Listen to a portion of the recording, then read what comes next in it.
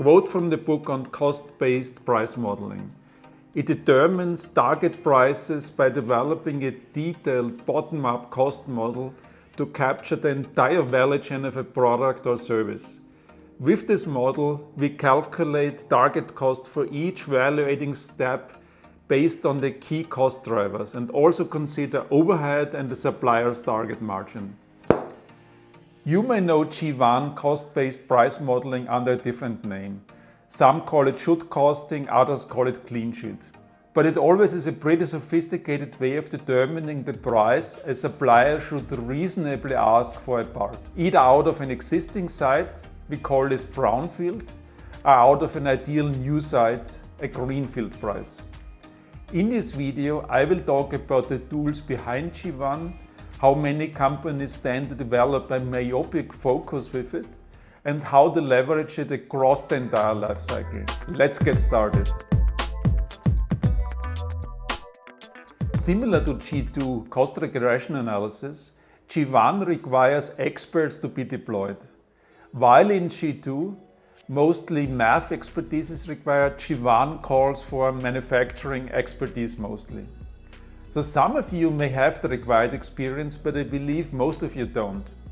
The good news is that many big companies in discrete manufacturing industries, and specifically most car makers, have built teams for should costing. So the expertise should be available if and when you need it. These expert teams typically work with a set of proprietary and often jealously guarded tools, but they follow some common approaches. They will always look at drawings and specifications to understand dimensions of a product, weight and production processes. They will look at material grades and weight. They will look at machine park and tool setup to see how many products can be produced simultaneously. Labor time and cost will be an important aspect. Energy cost will also be considered. In order to come up with a good should cost, these expert teams leverage databases that they either buy or build themselves. These databases contain information on the cost and depreciation of machines, cycle times, energy consumption of these machines, country information such as labor rates, interest rates, energy cost, and the price of land. And they contain material cost, and this may be a pretty complicated material price calculator. And they will have a lot of information on production overheads, material overhead, sales and admin cost, and reasonable profit margin. And while G2 cost regression analysis works best when you have many different parts, G1 cost-based price modeling really works best for a detailed deep dive into just one part. Done right, G1 yields really powerful arguments for a negotiation with a supplier. Antistrength turns out to be one of its most limiting factors as well. Because it works so well, a lot of companies in high tech and in the automotive industry have made it mandatory for contract awards with suppliers. They have built fairly big teams of should costing experts, and they have put extreme laser focus on driving down the price at contract award. But here comes the problem. Contract award is just one point in time in the long life cycle of a product. And if you plot the expected price of a product or the actual price of that product over time, you get a line like this one. Very often the lowest that the price ever reaches is at contract award. And this line appears to be made of rubber. You can pull down as hard as you want at contract award, the ends won't move. Immediately after contract award, engineering changes start piling up.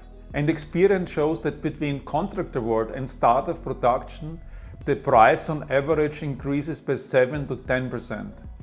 What is even more concerning is that despite all the cost down efforts during the lifetime of a product, the price typically never reaches the price agreed with a supplier at contract award. So my recommendation is obvious. Rather than limiting this awesome competence, leverage it across the entire life cycle. Bring the should costing experts in early in the concept stage of the product and give them a bigger mandate. They can for sure determine target costs for concepts, but they could have a much bigger influence if they started guiding the design process. And they can also play a much bigger role after the contract has been awarded to a supplier and even during series production. Have them reconcile how the product actually looks like with what was awarded in the contract. You will be amazed by the savings potentials uncovered with this approach. So there you have it, G1 cost-based price modeling. A purchasing chessboard method that has led to the creation of amazing expert teams, but that should be leveraged much more widely. Okay, now it is your turn. Have you leveraged the expertise of should costing experts? Or are you a should costing expert yourself? I would be really interested in your opinion on how this competence can be leveraged more widely.